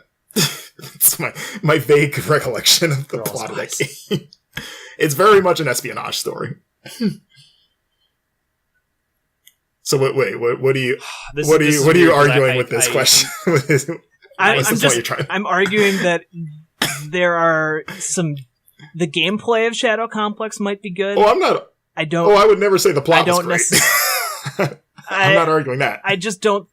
I don't think the visual design is all that great. I would say that it's not, especially now. I mean, not counting the enhanced version that they brought like last year or whenever it was, but like, yeah, it doesn't look. I mean, it's not Metroid or Castlevania. Like, you know, those games are really pretty, like design wise, but this is comparatively kind of generic. But yeah, like the actual like. This is just purely aesthetic. The actual like design of like how things are laid out is really well done. But I mean, the level design is good, which is necessary for a solid. And again, it is a solid Metroidvania game. I just don't think if we're gonna carve something into the side of a mountain, I don't think simply being a solid game is enough. I think there needs to be a little bit more. And there's like nothing iconic about Shadow Complex. You can't even remember who the main character was. And if you described him, you'd probably say he kind of looks like Nathan Drake. Yeah, he's like a mix between Nathan Drake and Gabe Logan from Siphon Filter. And like I'm gonna like I feel like I'm being super negative on Shadow Complex. I love like Shadow Complex is a fun game to play, and I love that if you decide to turn around and go back to the car right at the beginning, you can finish the game. Oh yeah, that's right. I forgot you could do that. That's great. That being said, I think that there are a lot of things that, again, and I we've touched on this a few times throughout this episode, that are very time and place.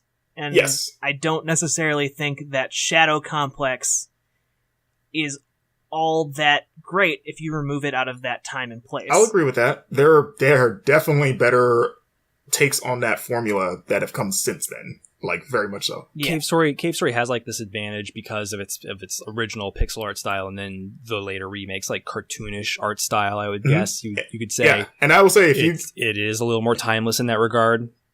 Yeah, and it's probably like if you put both of them in front of me right now and told me which one I would rather play, I would probably pick up Cave Story.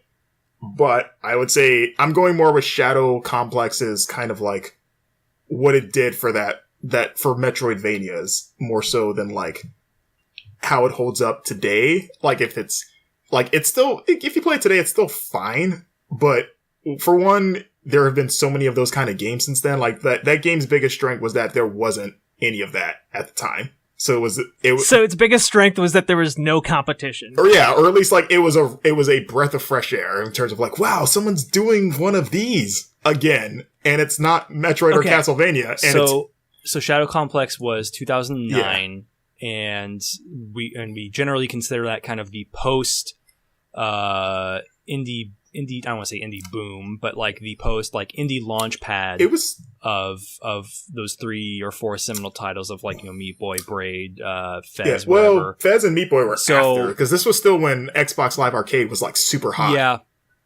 this is like because that Shadow Complex was one of the big games like that put Xbox Live, like the Summer of Arcade, like on the map. Yeah. So I'd say like its legacy kind of like it gives it more weight more so than like how it plays this game, because it plays fine, but it has a legacy that's bigger than the game itself. Let's say that. So, thought experiment. If Shadow Complex was never made, would Metroidvania games just never have been made again?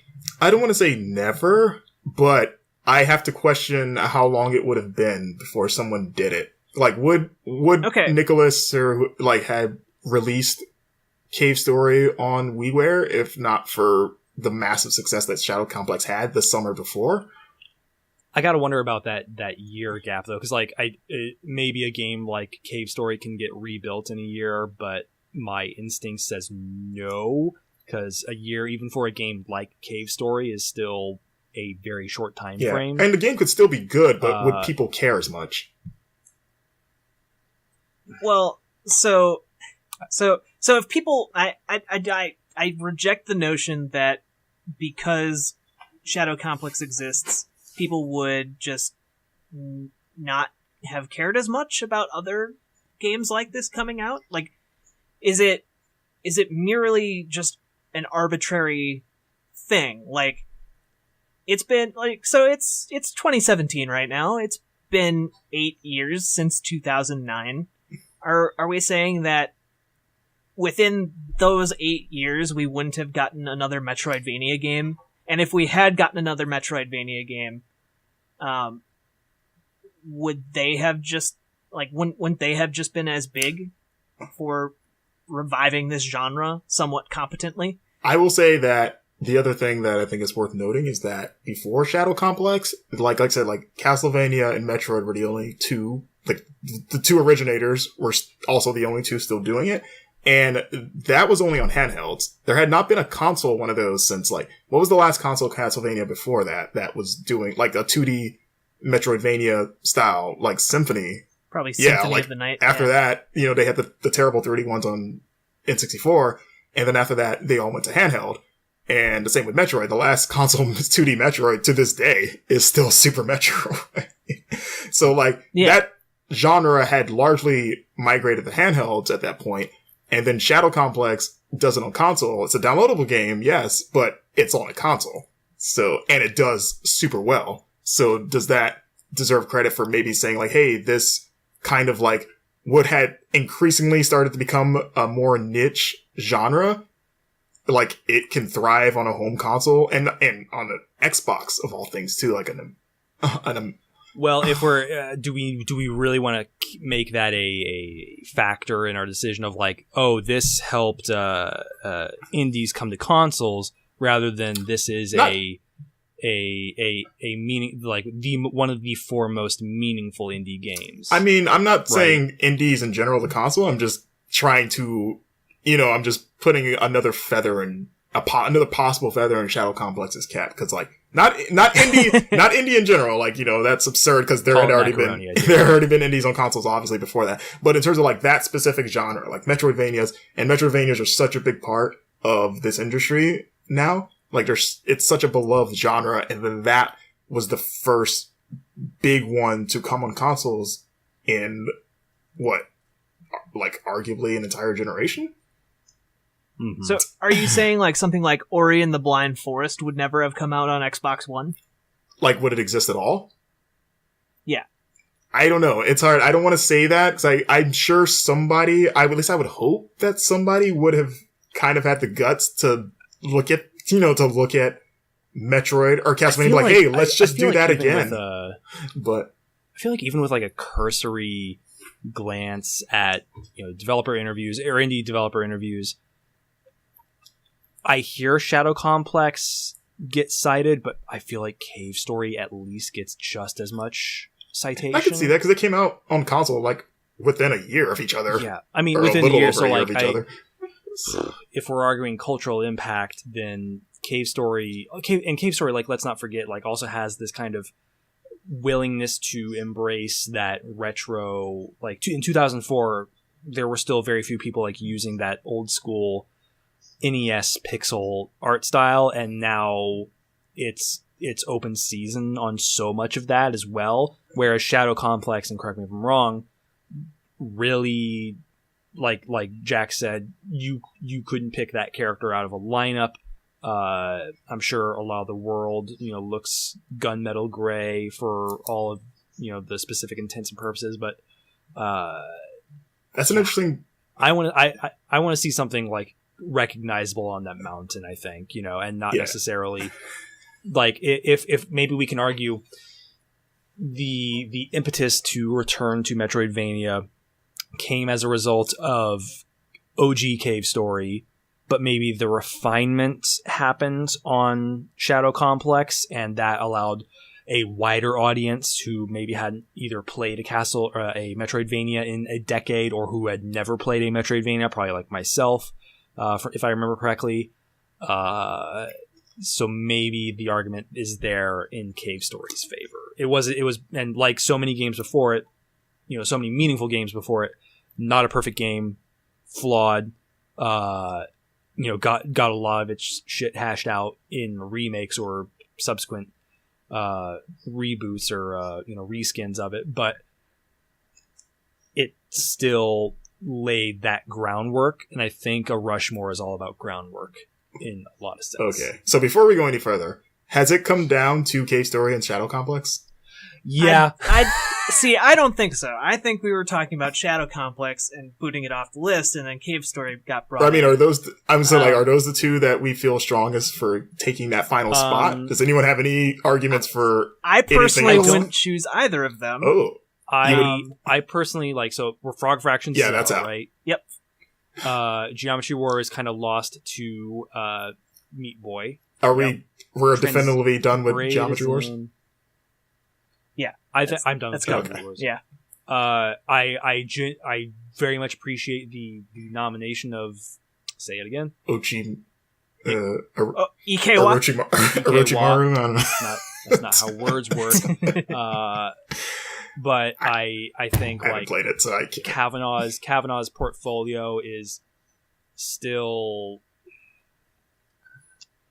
That one was unfair to spring on you because I should have told you guys both to play it before we recorded this podcast. Oh no, I mean there's always going to be stuff you haven't played or like don't have time to play or whatever. But and I count me as a fan of games like, say it again, Ikewa. Ikewa. It's like a Japanese title. Onimusha. Onimusha. Yeah.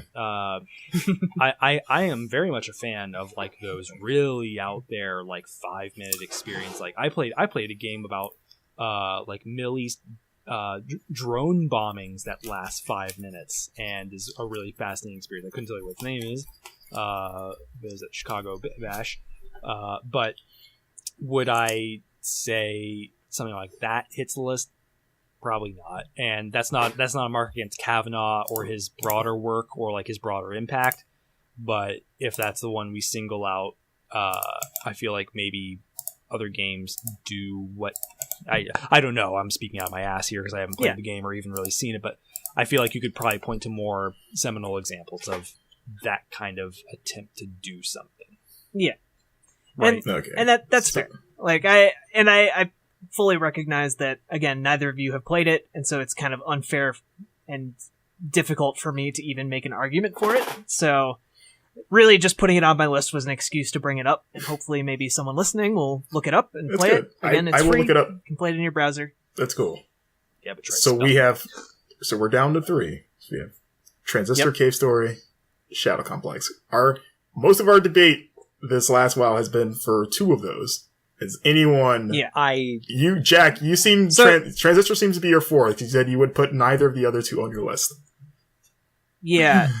So Transistor to me, and again, I brought this up earlier, but it's a solidly constructed narrative that focuses on revenge, but it also at the same time manages to be a character-oriented piece. So you have, of course, the different villains that you encounter, and all of them are kind of working together for the end of the world for different reasons. And as you encounter them and get to know them, you kind of come to learn what their perspective on life is, and they each kind of have their own competing philosophy.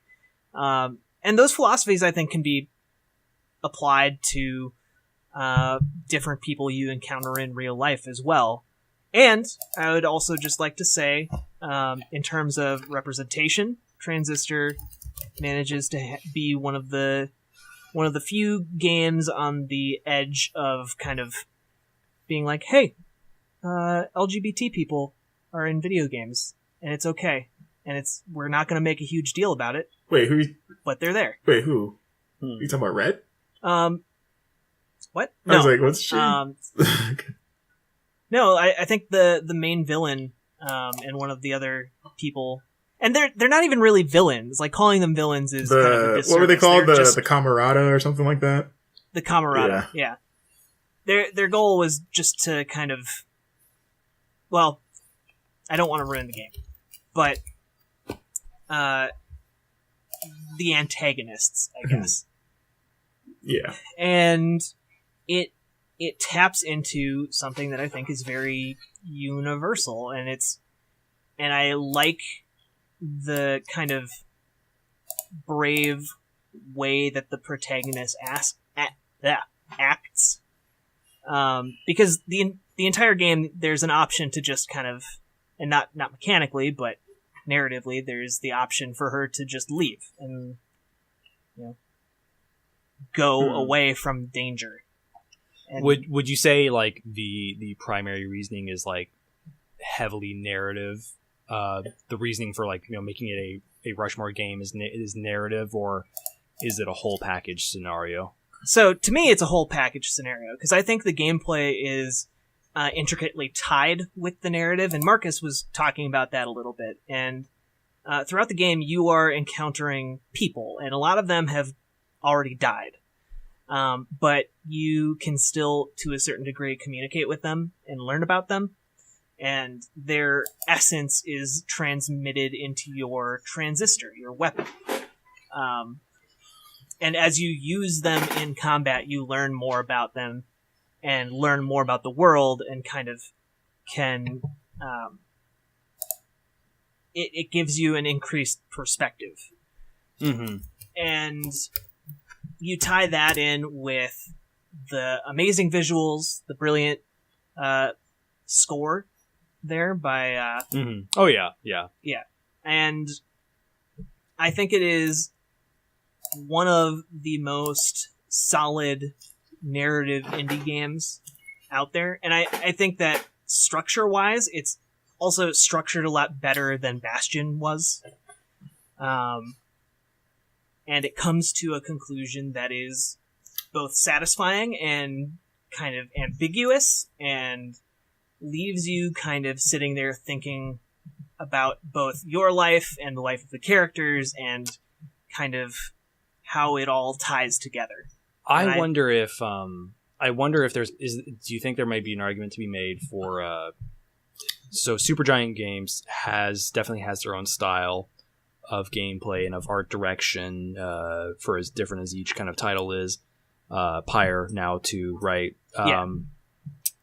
With, if we were going to argue something like Cave Story versus Transistor, I wonder, like, going to a show like PAX or GDC, I see so many developers taking inspiration from things like Cave Story or, Shadow Complex and doing their own kind of Metroidvania spin on something like that. Whereas Transistor, for all the completely valid and very good points you just made, there's not quite as much of like I don't feel like as many developers are taking like immediate and noticeable inspiration from Bastion and Transistor. I could be wrong about that. I wouldn't be shocked if I am. See, I think that there's a difference because I feel like a lot of developers, when you're talking about Metroidvania games, aren't taking inspiration from Shadow Complex or Cave Story. They're taking inspiration from Super Metroid and Symphony of the Night. Yeah, and so I gonna just gonna say that, and I will also say that I think Transistor kind of represents the modern sensibility of mashing several different genres together, because you have almost a turn-based RTS or turn-based RPG gameplay mixed with real-time strategy in Transistor, and it's in a heavily narrative, involved story.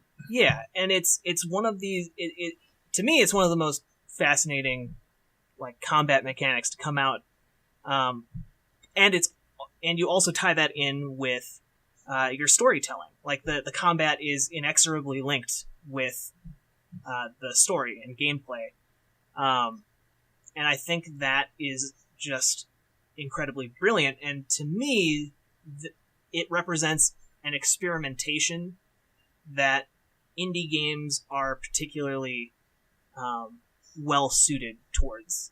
It's taking risks that maybe not other games would. Marcus, what do you think? I'm torn because on one hand, like I said before, I'm on Jack's. I share Jack's enthusiasm for Transistor. I adore that game. At the same time, when I look at it next to the other two, at least what I look at when I think of a Mount Rushmore, it's kind of like those big games that kind of set the standard and made an impact in such a way that kind of paved the way going forward in a particular way. And when I look at it that way, as good as Transistor is, and it's a very cool thing that everyone should play, it doesn't carry that weight the way a Cave Story or a Shadow Complex does for me. And no, I'm sorry, I'm literally just okay. Oh no, I thought you were Jack. I thought you were Jack getting ready for a sword to the throat. When I look at it from that angle, Transistor kind of falls short of the other two in terms of that was a really cool thing that came out, but what was the kind of the ripple effects that Transistor had since then? Yeah. And one thing I'll add, I totally admit that, like, yeah, a lot of those developers doing Metroidvania inspired games are definitely taking that inspiration almost wholesale from Metroid and Castlevania, but that is very much in a sense that's a AAA game, or that's what that time's definition of a AAA game was, you know, made by the one of 3 game companies in town for the one of 2 consoles available, and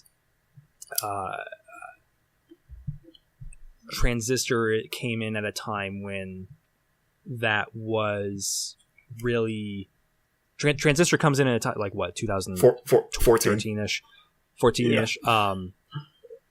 You had options at that point, and with something like Cave Story or even Shadow Complex 3 years later, or what, 4 years later, you had the idea of a Metroidvania on something that wasn't console beginning to pop up, if that makes sense. Like, yeah, we can't argue against Cave Story or Shadow Complex because the AAA games of their time did that. If we're talking about like what led this revolution that we see nowadays. Yeah, I disagree with the argument of saying, like, well, nobody says that they were directly influenced by Cave Story or Shadow Complex, and I think that's the wrong way to look at it, because it's like, well, of course they're going to say Metroidvania, because those are the 2 originators. Like, they did it first, and did it for a long time, and did it well.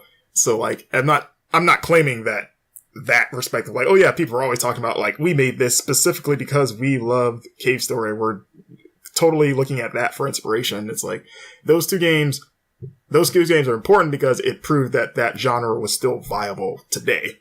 Not any design-wise, just like, oh, we looked at that exactly. It's just like, no, you can still do this now and make money, and like a new generation of gamers are into that.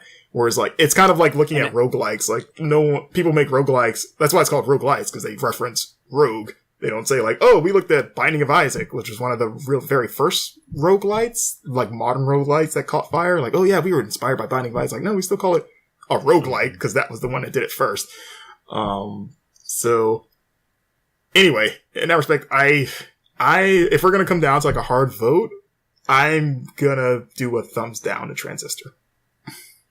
Okay. I will do a begrudging thumbs down. Yes, it is a begrudging thumbs down. With complete admission of like respect for that game, what it does differently, both narratively and gameplay wise. It wasn't my cup of tea, but yeah, that's we'll have something in the gift shop down for it. So it's like 2 versus 1, Jack. I'm sorry, and it hurts me too because I think like I said, I think it's 2 versus 1 on the opposite end. So now do we? So yeah. Now it's down to pretty much the argument we've been having. It's Cave Story versus Shadow Complex. So if we want to take it to a hard vote there was something I wanted to mention that you brought up before when we were talking about that, Jack, about the like the art style of Cave Story being a big thing. And I do agree with that in terms of like that is a factor on its side, and in terms of like being one of the early kind of like retro looking games.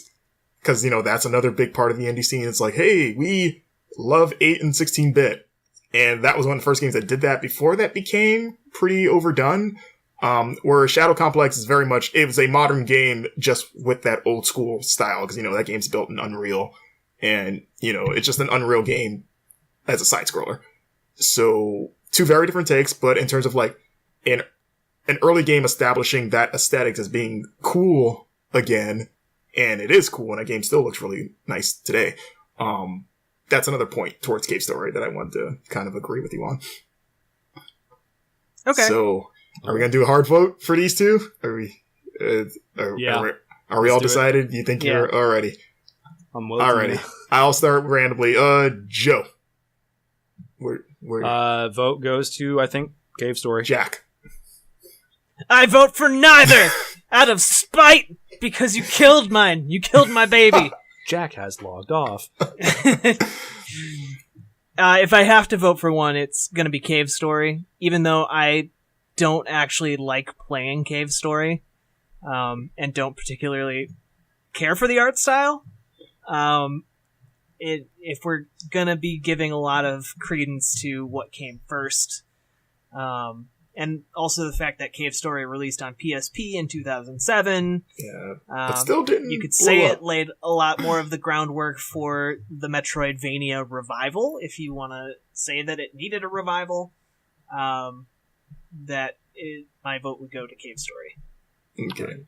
Well, I guess at this point it doesn't matter because even if I voted Shadow Complex, I would lose by a majority. But so Cave Story will win this. But I'm curious, Jack. You said you didn't like actually playing Cave Story. Did you actually enjoy playing Shadow Complex to any degree? I did, because it's a very well designed game. But there is more to a game.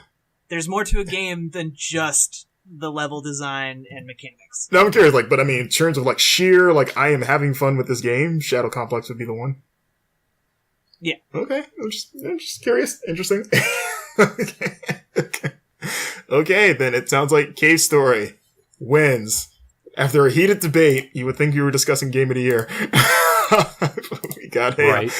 Game of all the years, which is only that much. But no, harder. that's why I wanted to do this, because of that fun discussion. A lot of very valid points were brought up, and honestly, that kind of speaks to the quality of all of these games, is the fact that those discussions had to be as arduous as they were. But we've got our list, so our new Mount Rushmore, constructed from the rubble of 3 Mount Rushmores. We've got Braid, we've got Super Meat Boy, we've got the Stanley Parable, and then finally, climbing over all the bodies, we've got Little Cave Story. I'm gonna sneak up to the top of that Mount Rushmore during one night, and I'm gonna carve into the very crown of the mountain that Transistor should have won. Chisel it in there. You just write. Would have won. Okay, Transistor was here. It's like WUZ. There's just a sword. No, there's a heart with Jack and Transistor in this tree. Weird. Okay, so Transistor was her. So yeah, there it is. And you tell us if you agree or disagree with this. I'm sure you have your own opinions as well. Definitely yell us. Yes, please. We'll tell you how you're Tell wrong. us if you agree with Jack, if you think Transistor should have won, if you think Shadow Complex meant more than Cave Story, if you think we're all stupid and Frog Fraction should have just been all 4 of them, then why not? It should have been all of the answers. Then please let us know. And as we wrap it up, I'm going to give myself and my cohorts a chance to put ourselves over a little bit. So if you want to follow Mr. Jack Gardner and your exploits, first of all, where can I find you on Twitter, and any other little things you want to plug for yourself, sir? You can find me over on Riverboat Jack on Twitter, and feel free to tweet at me about things and how wrong I am. And I also run a podcast called The Best Games Period, which you can find on Twitter at Best Games Period. That's right. And you can also find him at Extra Life. That's true.